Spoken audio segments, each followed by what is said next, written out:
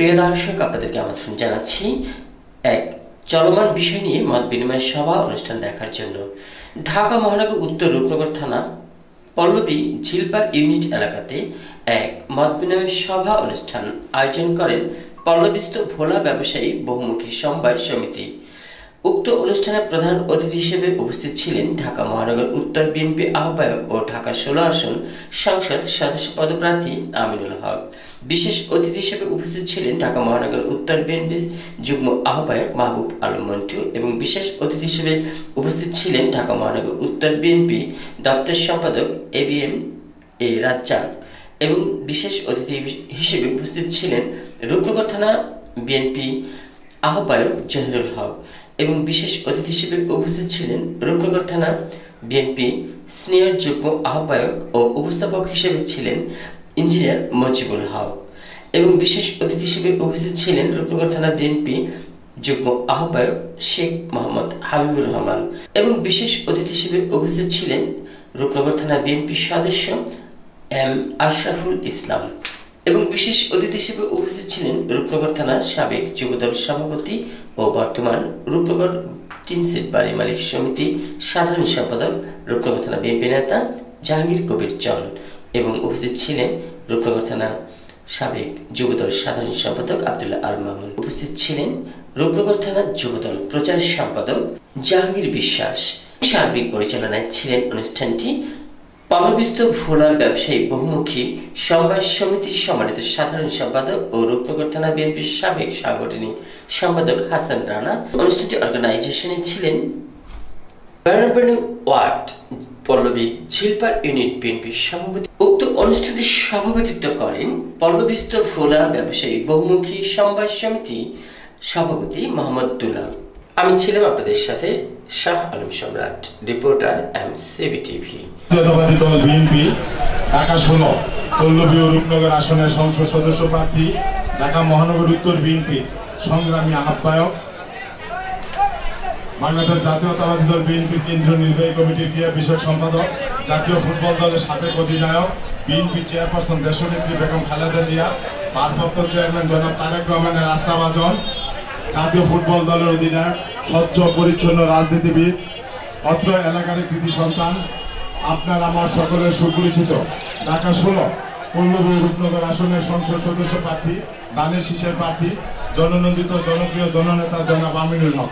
জননন্দিত জনপ্রিয় জননেতা জনাব আমিনুল হক।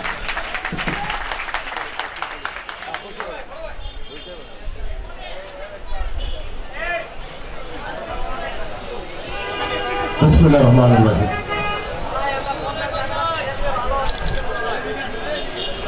আজকের এই পল্লবীস্থ ভোলা ব্যবসায়ী বহুমুখী সমবায় সমিতি কর্তৃক আয়োজিত আজকের এই মতবিনিময় সভায় সম্মানিত সভাপতি এবং উপস্থিত আমাদের মহানগর বিএনপির যুগ্ম আহ্বায়ক বৃন্দ, উপস্থিত আমাদের এই রূপনগর থানা বিএনপির আহ্বায়ক সহ যুগ্ম আহ্বায়ক এবং 92 নম্বর ওয়ার্ডের সভাপতি, সাধারণ সম্পাদক সহ বিভিন্ন পর্যায়ের নেতৃবৃন্দ এবং আমার সামনে উপবিষ্ট আমার প্রিয় ভোলাবাসী যারা দীর্ঘদিন ধরে এই অত্র এলাকায় বসবাস করছে এবং আমি নিজেও আপনাদের মতো নদী ভাঙনের শিকার, আমরাও নদী ভাঙনের শিকার হয়েছি।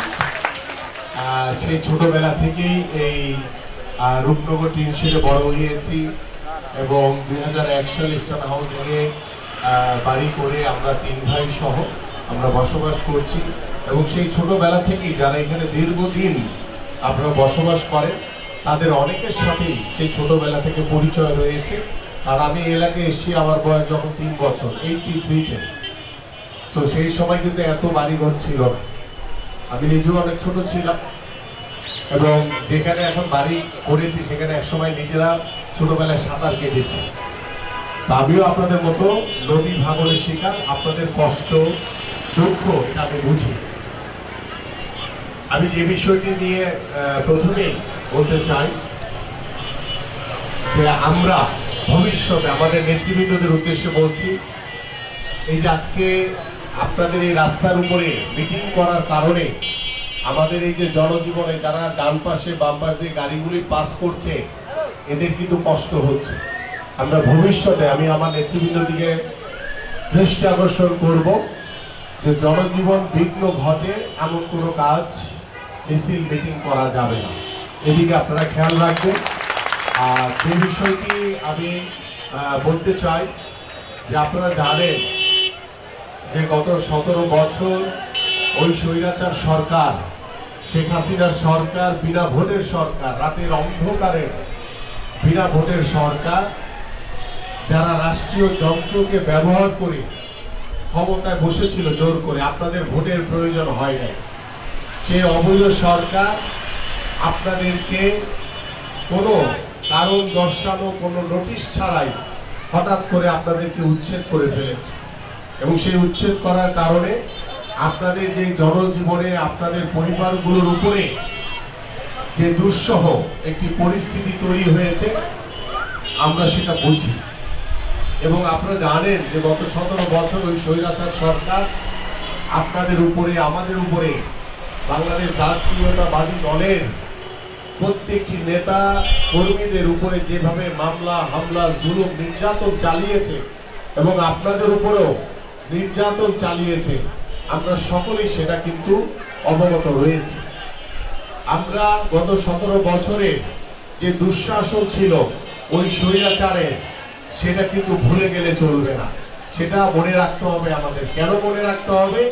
কারণ গত 17 বছর ওই স্বৈরাচারের প্রভাবে বাংলাদেশের মানুষের উপরে যে একটি অশনি দুঃসহ জীবন দুর্দশার ভিতরে বিরাজমান ছিল, আমরা ভবিষ্যতে 5 তারিখের পরবর্তীত এই যে এখন যে সময়, আমরা চাই যে বাংলাদেশে রাজনৈতিক পরিবেশ থেকে শুরু করে আমাদের সামাজিক পরিবেশ, আমাদের সন্তানদের জন্য ভবিষ্যৎ বাংলাদেশ গড়ার লক্ষ্য নিয়ে আমরা একটি শান্তিপূর্ণ, স্বচ্ছ, পরিচ্ছন্ন একটি পরিবেশ তৈরি করতে চাই, যাতে ভবিষ্যতে কোনো ফ্যাসিবাদ বা স্বৈরাচারের জন্ম না হয়।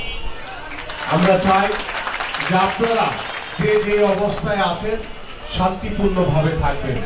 আপনাদের সামাজিক চলার পথে, পারিবারিক চলার পথে যে সমস্যাগুলো রয়েছে, আপনাদের প্রত্যেকটি এলাকাতেই ড্রেনেজের সমস্যা রয়েছে, পানির সমস্যা রয়েছে, গ্যাসের সমস্যা রয়েছে, বিদ্যুতের সমস্যা রয়েছে, আপনাদের সন্তানদের, বেকার যুবকদের কর্মসংস্থানে যে সমস্যা রয়েছে, এবং আমাদের প্রত্যেকটি এলাকাতে আমরা দেখেছি মাদকেরও কিছু কিছু সমস্যা রয়েছে বিভিন্ন এলাকাতে। এবং আমাদের প্রত্যেকটা এলাকাতে মাঠের অভাবের কারণে আমরা আমাদের সন্তানদেরকে খেলার মাঠে আনতে পারছি না। আমাদের সন্তানরা যদি খেলার মাঠে খেলাধুলা করে বড় হয়, তাহলে তারা শারীরিকভাবে এবং মানসিকভাবেও সুস্থ হিসেবে তারা গড়ে উঠবে। আমরা সেই সুযোগটুকু আমরা আমাদের সন্তানদেরকে দিতে পারছি না। এবং আমাদের পাশাপাশি দেখবেন যে রাস্তার উপরে বিভিন্ন ধরনের, আমরা বুঝি যে আপনাদের যদি নির্ধারিত, এখানে দেখবেন যে রাস্তার উপরে ফুটপাতে অনেক ভ্যান দিয়ে অনেক অনেক রকম ব্যবসা করে, আমরা আপনাদের কষ্টটা বুঝি। কিন্তু এই আপনাদের যে কষ্ট, সেই কষ্টের কারণে কিন্তু যারা এখানে চলাচল করে তারাও কিন্তু কষ্টের ভিতরে পড়ে। কিন্তু আমরা যেটি চাই যে আপনারা যারা রাস্তার উপরে, ফুটপাতের উপরে বিভিন্ন ভ্যান বা বিভিন্ন তরু তরকারি ব্যবসা করেন, আপনাদের জন্য একটি নির্ধারিত জায়গা তৈরি করতে চাই আমরা, যাতে ভবিষ্যতে আপনারা রাস্তাকে ছেড়ে দিয়ে নির্ধারিত জায়গায় আপনারা ব্যবসা করবেন, সেখানে কারো কোনো সমস্যা হবে না। এবং ইতিমধ্যে সেই ধরনের চিন্তা ভাবনা এবং পরিকল্পনা ইতিমধ্যে আমি করেছি। এবং আপনাদের একটি সার্কেল আছে, আপনাদের যারা ব্যবসা করেন তারা একটি গ্রুপ কিন্তু আমার কাছে গিয়েছিলেন রমজান মাসে। আমি তখন কিন্তু তাদেরকে বলেছিলাম যে আপনারা একটি অল্টারনেট, অন্য কোনো একটি জায়গা দেখেন যেখানে আপনারা নির্ধারিত জায়গায় ব্যবসা করবেন, সেখানে কোনো সমস্যা হবে না এবং যান চলাচলও কোনো বিঘ্ন ঘটবে না। আমরা সেই পরিকল্পনাগুলো করছি। বিশেষ করে আপনারা জানেন যে আমাদের এখানে যারা বসে আছেন অনেকে রয়েছেন আমাদের নির্ময়ের মানুষ, যারা দিন আনে দিন খায়, হয়তোবা 3 বেলা ঠিক মতো খেতেও পারেন না, এবং আপনাদের সন্তানদেরকে পড়াশোনা তো দূরের কথা, আপনারা খেতেই পারেন না, তাহলে আপনাদের সন্তানদের কিভাবে পড়াশোনা করাবেন? আমি আপনাদেরকে আশ্বস্ত করতে চাই, আপনাদের যে যে এলাকায় বসবাস করছেন সেই সব এলাকার নির্ময়ের মানুষদের জন্য আমরা ইনশাআল্লাহ, আল্লাহ পাক যদি আমাদেরকে বাংলাদেশ জাতীয়তাবাদী দল বিএনপিকে আগামী ফেব্রুয়ারি নির্বাচনে নির্বাচিত করে সরকার গঠন করার সুযোগ পাই আমরা, ইনশাআল্লাহ আমরা প্রত্যেকটি নিম্ন আয়ের মানুষ যেখানে বসবাস করে আমাদের সন্তানদের জন্য বিনামূল্যে শিক্ষা ব্যবস্থা নিশ্চিত করা হবে, এবং বিনামূল্যে আমাদের মা খালাদের জন্য, বাবাদের জন্য, সন্তানদের জন্য কমিউনিটি ক্লিনিক কিংবা মাতৃসদন হাসপাতাল বিনামূল্যে করার মাধ্যমে আমরা আপনাদের স্বাস্থ্য সেবা বিনামূল্যে নিশ্চিত করব ইনশাআল্লাহ। পাশাপাশি আমাদের প্রত্যেকটি নির্ময়ের মানুষরা যারা যেখানে বসবাস করে তাদের পারিবারিক, তাদের সন্তানদের বিয়ে শাদী বিভিন্ন আনুষ্ঠানিকতার জন্য আমাদের কমিউনিটি সেন্টার দরকার। আপনারা অনেক সময় দেখা যায় যে কমিউনিটি সেন্টারে আপনারা প্রোগ্রাম করতে পারেন না, পারিবারিক প্রোগ্রামগুলো করতে পারেন না, কারণ সেখানে ব্যয়ভার অনেক বেশি। আমরা চাই প্রত্যেকটি এলাকাতে আমরা কমিউনিটি সেন্টার তৈরি করব, যাতে আপনারা স্বল্প খরচে আপনারা আপনাদের পরিবারের যে অনুষ্ঠানগুলো রয়েছে সেগুলো যাতে আপনারা করতে পারেন, সেই ব্যবস্থা ইনশাআল্লাহ আমরা করব। পাশাপাশি আপনাদের যে সন্তানদের জন্য আমাদের যে পরিকল্পনা রয়েছে, আমাদের বেকার যুবক যারা রয়েছেন তাদের জন্য যে পরিকল্পনা রয়েছে, আমরা শিক্ষিত যারা বেকার যুবক রয়েছে তাদেরকে সরকারি চাকরি এবং বেসরকারি চাকরি আমরা নিশ্চিত করতে চাই, এবং সেটা হবে মেধার তালিকায়। কোন বিএনপি করলেই যে চাকরি হবে এটা করা যাবে না। আমি একটু আশ্বস্ত করতে চাই, আমাদের যারা মেধার ভিত্তিতে মেধা তালিকার মাধ্যমে যারা আসবে তাদেরকে আমরা সরকারি চাকরি এবং বেসরকারি চাকরির সুব্যবস্থা করে দিব। সেখানে আমি বিএনপি করে দেখা আপনার সন্তান যোগ্য করো না, কিন্তু চাকরি হয়ে যাবে, ওই আওয়ামী লীগ যেটা করেছে সেটা বিএনপি কখনোই করবে না।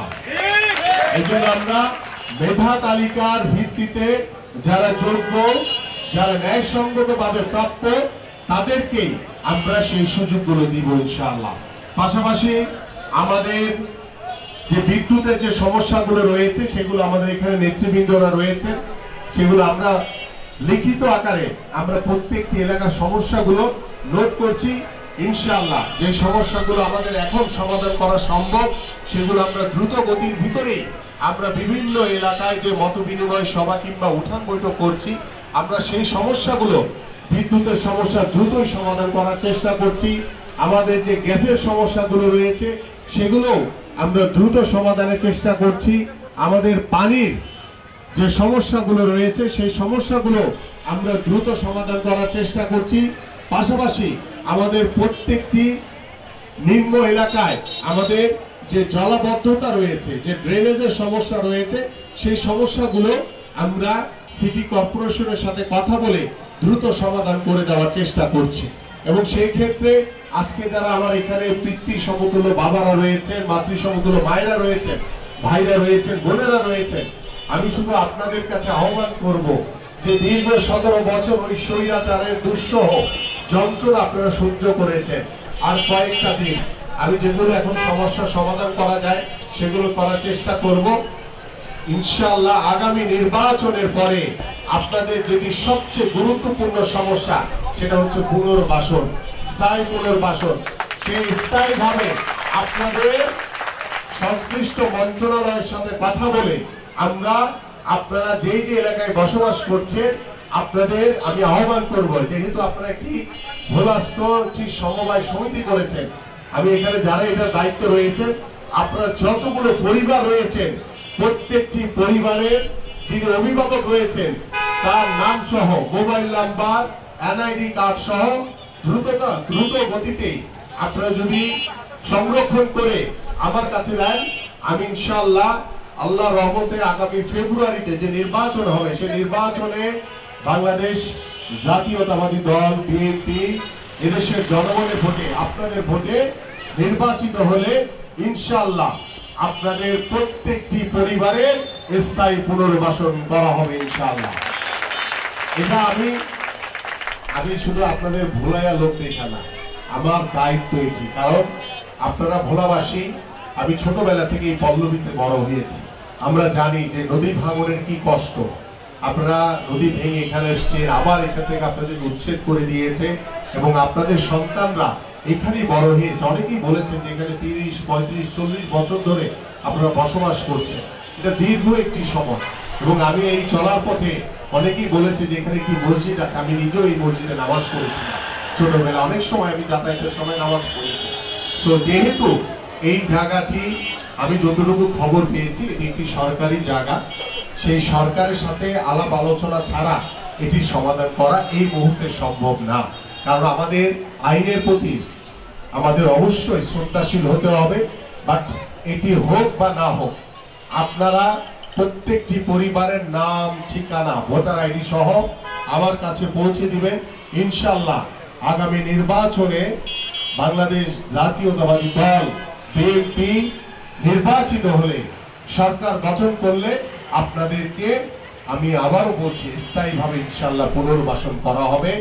কখনো আর আপনাদের যাতে উৎসবের এই ভয়ের সম্মুখীন হতে না হয়, এটা আমি বলার জন্য বলছি না, এটা নিশ্চিত করব। কারণ আমি ইতিমধ্যে গত 2-3 দিন আগেই আমাদের মাননীয় ভারপ্রাপ্ত চেয়ারম্যান জনাব তারেক রহমানের সাথে আপনাদের এই বিষয়গুলো নিয়ে আমি কথা বলছিলাম যে আমার এই ঢাকা 16 আসনে পল্লবী রূপনগরে উর্দুভাষীদের কিছু এলাকা রয়েছে, সেখানেও স্থায়ীভাবে পুনর্বাসন করতে হবে এবং এখানে আমাদের কিছু নিম্ন আয়ের মানুষ রয়েছে, তাদেরকেও স্থায়ীভাবে পুনর্বাসন করতে হবে। এবং তিনি আমাকে আশ্বস্ত করেছেন ইনশাআল্লাহ।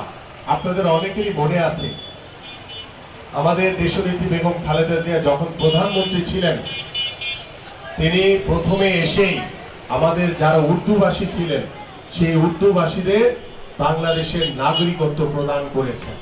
এবং আমরা আশা করি বিএনপির ভারপ্রাপ্ত চেয়ারম্যান যারা তারেক রহমানের মাধ্যমে আপনাদের যারা অসহায় মানুষ রয়েছে, যাদের স্থায়ী কোনো বন্দোবস্ত নাই, আপনাদেরকে বাংলাদেশ জিন্দাবাদ, বাংলাদেশ জাতীয়তাবাদী দল বিএনপি জিন্দাবাদ, দেশনেত্রী বেগম খালেদা জিয়া জিন্দাবাদ, বিএনপির ভারপ্রাপ্ত চেয়ারম্যান যারা তারেক রহমান জিন্দাবাদ, শহীদ রাষ্ট্রপতি জিয়াউর রহমান অমর হোক, রূপনগর থানা বিএনপি 92 নম্বর ওয়ার্ড বিএনপি জিন্দাবাদ।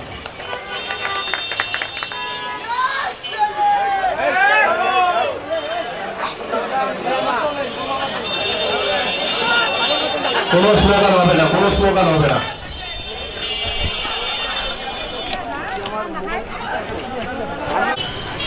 সুপ্রিয় দর্শক, কথা বলছি আজকে রূপনগর থানা যুবদল প্রচার সম্পাদক জাহাঙ্গীর আলম বিশ্বাসের সাথে একটু কথা বলছি আজকের অনুষ্ঠান সম্পর্কে। একটু এই যে আপনারা ভোলা অবস্থা আয়োজিত এই যে আপনারা যে প্রোগ্রামটা করলেন, তো এই যে আপনারা পল্লবীস্থ ভোলা ব্যবসায়ী বহুমুখী সমবায় সমিতি ও এলাকাবাসী আজকের এই অনুষ্ঠান যে আয়োজন করলেন, তো আপনারা কি আশাবাদী? আমরা আশাবাদী আমাদের ঢাকা মহানগর উত্তর বিএনপির আহ্বায়ক ও ঢাকা 16 আসনের আমাদের সর্বস্তরের জনগণের আস্থাভাজন আমাদের জনাব আমিনুল হক ভাই বিএনপির ধানের শীষের প্রার্থী, তার কাছে আমরা আশাবাদী। আমাদের প্রায় 3-3.5 ভোটার এই ভোলা বস্তিতে বসবাস করছিল দীর্ঘ 30 বছর। এই ভোলা বস্তি অবৈধভাবে অন্যায়ভাবে আওয়ামী লীগের ফেসিস্ট এমপি জনাব ইলিয়াস মোল্লা ভেঙে দিছে কিছু ফেসিস্ট আওয়ামী লীগের লোকজনের যোগ সাজতে। আমরা আজকে সেটা আমাদের জনাব আমিনুল ভাই 16 আসনের এমপি মনোনীত প্রার্থীর আমরা তার কাছে তুলে ধরছি, যাতে আমাদের এই ভোলাবাসী যারা নদী ভাঙ্গা আছে তাদেরকে পুনরায় পুনর্বাসন করে। তা আমরা ইনশাল্লাহ ভাইয়ের কাছ থেকে আশাবাদী। ভাই আমাদেরকে ওয়াদা দিছে নির্বাচনের পরে আমাদের এই ভোলা বস্তি এবং কি ভোলাবাসীর পুনরায় আমাদেরকে পুনর্বাসন করে দিব, স্থায়ী পুনর্বাসন করবে। ইভেন আমাদের মসজিদ সরকারের সাথে আলাপ আলোচনা করিয়া আমাদের ভোলা বাইতুনুর জামে মসজিদ করে দেওয়ার জন্য সকল ব্যবস্থা করবো। ইভেন আমাদের যে একটা মাদ্রাসা দিল হাফিজিয়া মাদ্রাসা, ভোলা হাফিজিয়া মাদ্রাসা, সেটাও পুনর্বাসন করে দেওয়ার জন্য সকল ব্যবস্থা আমাদের ঢাকা 16 আসনের আগামী কান্ডারি আগামী ভবিষ্যৎ ইনশাল্লাহ আমাদের জনাব আমিনুল ভাই আমাদেরকে আশাবাদী করছে। আমরা সর্বোচ্চ ইনশাল্লাহ আশাবাদী। ধন্যবাদ আপনাকে। প্রিয় দর্শক, কথা বলছি আজকের অনুষ্ঠানটা যিনি সভাপতিত্ব করলেন পল্লীবিস্ত ভোলা ব্যবসায়ী বহুমুখী সমবায় সমিতি ও এলাকাবাসী আয়োজিত আজকের এই সংগঠনটার সভাপতি মোহাম্মদ দুলালের সাথে কথা বলছি। আপনার এই উদ্দেশ্য এবং আদর্শ এই সংগঠন নিয়ে কি করণীয়, আগামীতে কি করতে চাচ্ছেন? আমি বলবো আমরা ভোলাবাসী 70-এ বন্যা, 71-এর যুদ্ধ, 74-এর দুর্ভিক্ষ। 74-এর দুর্ভিক্ষ আমাদেরকে টেনে নিয়ে আসছে ঢাকা। সেখানে আমাদের বাপ চাচা ময়মুরবি তারা দীর্ঘদিন পল্লবীস্থ ভোলা ব্যবসায়ী বহুমুখী সমবায় সমিতি লিমিটেডের আওতাধীন পল্লবীস্থ বস্তিতে দীর্ঘদিন তারা বসবাস করে আসছে। পেচিস আওয়ামী স্বৈরাচার ইলিয়াস মোল্লা তার দোসরেরা একত্রিত হয়ে পৌষ মাসের শীতের ভিতরে আমার মা বোন ছেলে সন্তান নাইনাত করে সবাইকে রাস্তায় ঠেলে দিয়েছে। এই শীতার্ত মানুষের কত বড় ক্ষয়ক্ষতি হয়েছে অত্র এলাকা আপনারা শুনেছেন। অত্র এলাকা আবাসিক এলাকা যারা আছে তাদের কাছে গেলে আমরা বুঝতে পারবেন। কিন্তু আজকে আগামী দিনের ভবিষ্যৎ জনগণের কান্ডারি 16 আসনের সম্মানিত ঢাকা উত্তরের আহ্বায়ক বিএনপির মনোনীত প্রার্থী জনাব আমিনুল হক সাহেব আজকে এখানে যে ওয়াদা করে গিয়েছেন, ইনশাল্লাহ বিএনপি কথা দেয় কথা রাখে। আওয়ামী লীগ কথা দিয়ে লাথি মারে। আওয়ামী লীগ মানুষের সাথে যে ধরনের প্রতারণা করে গেছে, গত 17 বছরে মানুষের সাথে যে অত্যাচার নিপীড়ন যেভাবে করেছে, আজকে আর তার প্রতিফলন ছোট্ট একটি উঠান বৈঠকে যদি হাজার হাজার মানুষ হয় আর বড় একটি সমাবেশে জানি কি অবস্থা হয়। আপনারা দেখেছেন বরিশাল বিভাগে আমার অত্র এলাকা মিটিং হয়েছে। আমার অত্র এলাকার থেকে কলা গাছ কেটে বরিশালের সাঁতার দিয়ে হলো সেই মিটিংয়ে আমরা অবস্থান করেছিলাম। কিন্তু ঢাকার শহরও ঠিক ততটুক বিএনপি কত বড় শক্তিশালী একটি দল, কতটুকু একটি সাংগঠনিক দল, এটা আমরা বুঝতে পারবেন। বিএনপি কথা দিয়ে কথা রাখে, তারেক রহমান কথা দিয়ে কথা রাখে, বেগম খালেদা জিয়া কথা দিয়ে কথা রাখে। শিখিয়েছেন কে? আমার নেতা শহীদ রাষ্ট্রপতি জিয়াউর রহমানের আদর্শ, জিয়াউর রহমানের শিখিয়ে গেছে সেই আদর্শ। ধন্যবাদ আপনাকে। প্রিয় দর্শক, আমরা দেখলাম আজকে তাদের উদ্দেশ্য এবং আদর্শ।